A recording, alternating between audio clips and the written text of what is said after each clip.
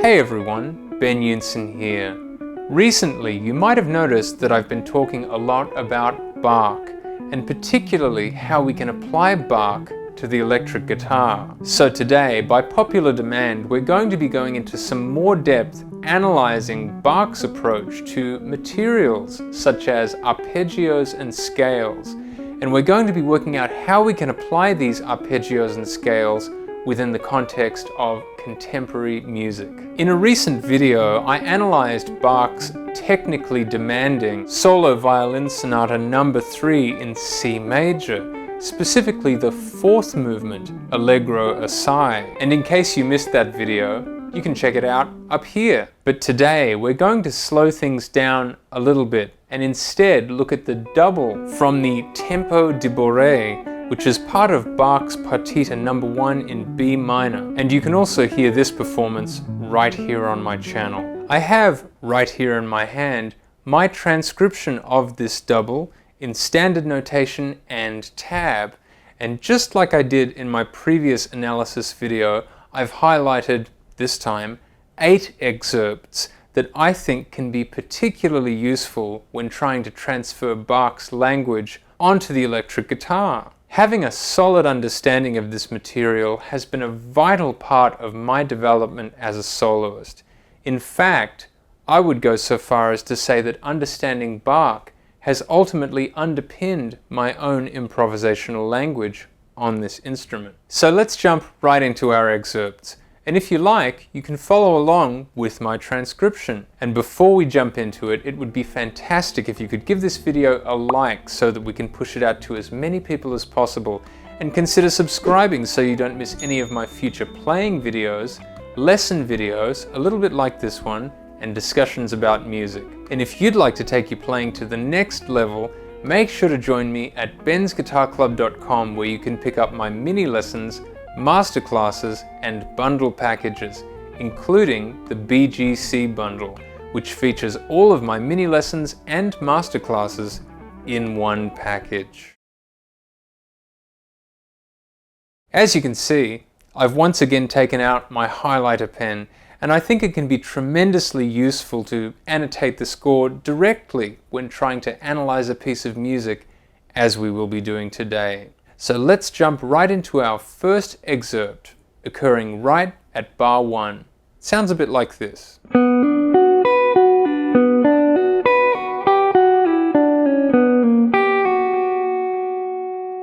Right from the beginning, we can hear a strong presence of B minor with a B minor triad. And then we can hear the sound of E minor being hinted at, followed by the sound of F sharp 7.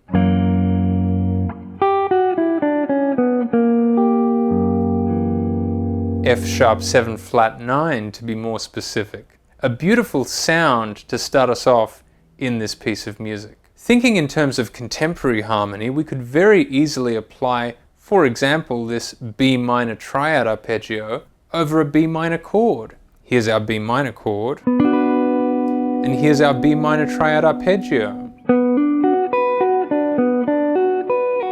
Similarly, if we had an F sharp 7 flat 9 chord,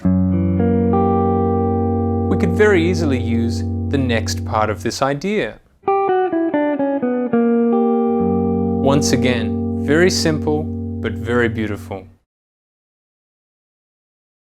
Our next excerpt occurs between bars 5 and 8 and utilizes a series of beautiful arpeggios. Let's listen to them right now.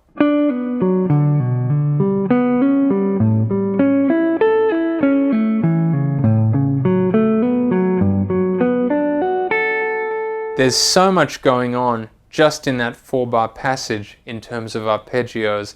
Let's play through it and talk through it at the same time. We begin with a B minor triad arpeggio, followed by a G major triad arpeggio. Now we very strongly hear the sound of A7. breaking away from a strictly dominant sound, we now hear an A major triad, F sharp minor triad, and then interestingly what sounds to me to be G major 7, with the 9 of G major, A, on top. Beautiful sound, and one of the most brilliant examples of arpeggio voice leading that I've ever come across. Our next excerpt occurs between bars 12 and 14 and sounds almost like an improvised line that you could use on a turnaround in a standard tune. Let's have a listen to it.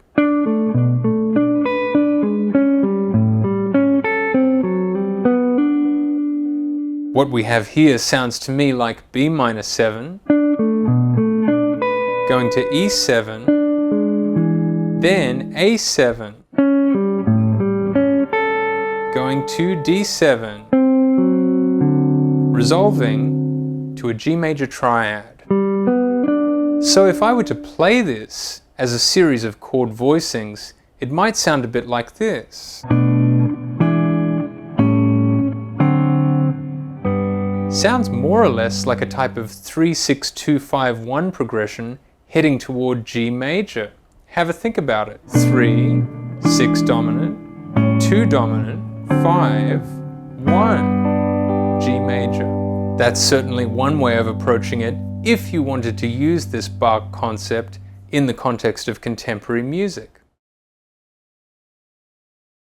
Speaking of ideas that might work well within the context of a standard tune, let's take a look at excerpt number 4, which occurs between bars 19 and 20.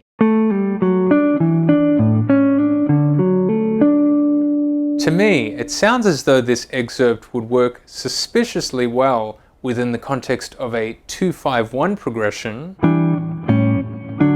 in D major. And let's have a look at why that might be.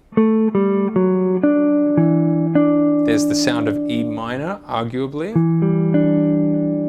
A7, resolving to D major. Sounds pretty close to a 2-5-1 in D major to me. Let me know what you think in the comments. Speaking of chords 2 and 5 in the key of D major, let's have a look at excerpt number 5, occurring between bars 27 and 29.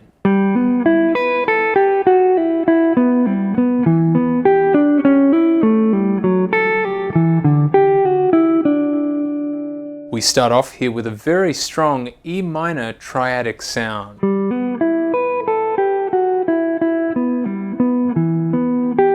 With the exception of a brief scale pattern, more or less all of that was based on an E minor triadic sound. We follow that up with something that sounds suspiciously like A7, resolving to D major. To me, it's another fairly clear example of something you could use over a 2-5-1 progression in D major. Next up, in excerpt number 6, we have what I think is one of the most beautiful arpeggio passages I've ever heard, occurring between bars 39 and 43. Let's have a listen.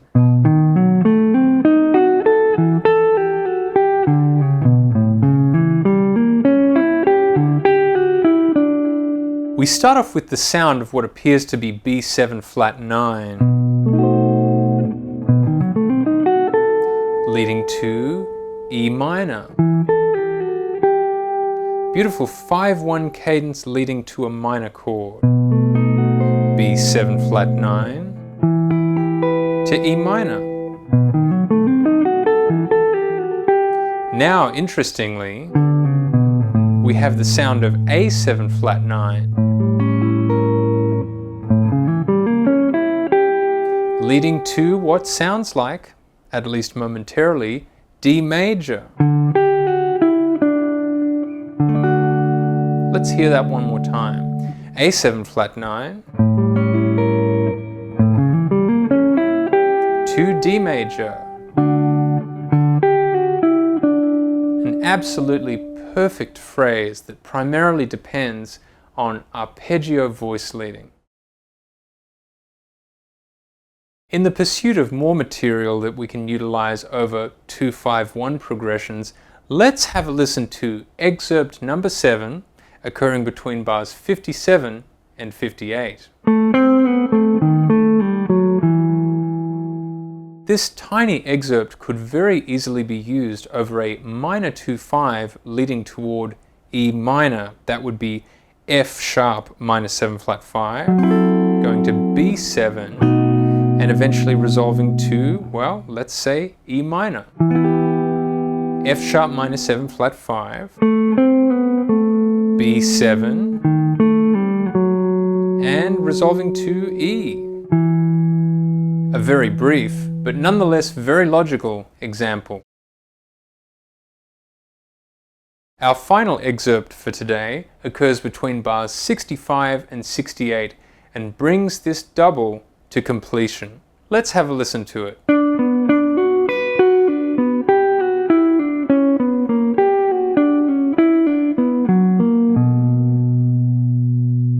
Personally, I can hear some very interesting similarities between this excerpt, excerpt number 8, and the very first excerpt we looked at the beginning of the piece of music. More specifically, this excerpt prominently utilizes the sounds of B minor, E minor, and F sharp 7, leading us, of course, back to B minor. You can hear this in action through the very obvious presence of a B minor triad, then a brief scale passage that arguably presents the sound of E minor, then to F sharp 7, and then back to B minor. F sharp 7 and B minor. A beautiful cadence to finish this piece of music. And that's it! Which excerpt was your favorite? Personally, I think they're all pretty great, but I'd love to know what you think, so make sure to drop a comment and let me know. If you haven't already, make sure to give this video a like so that we can push it out to as many people as possible, and consider subscribing so you don't miss any of my upcoming playing videos, lesson videos, or discussions about music. And if you'd like to take your playing to the next level, make sure to join me at bensguitarclub.com. Keep on playing, and I'll see you next time.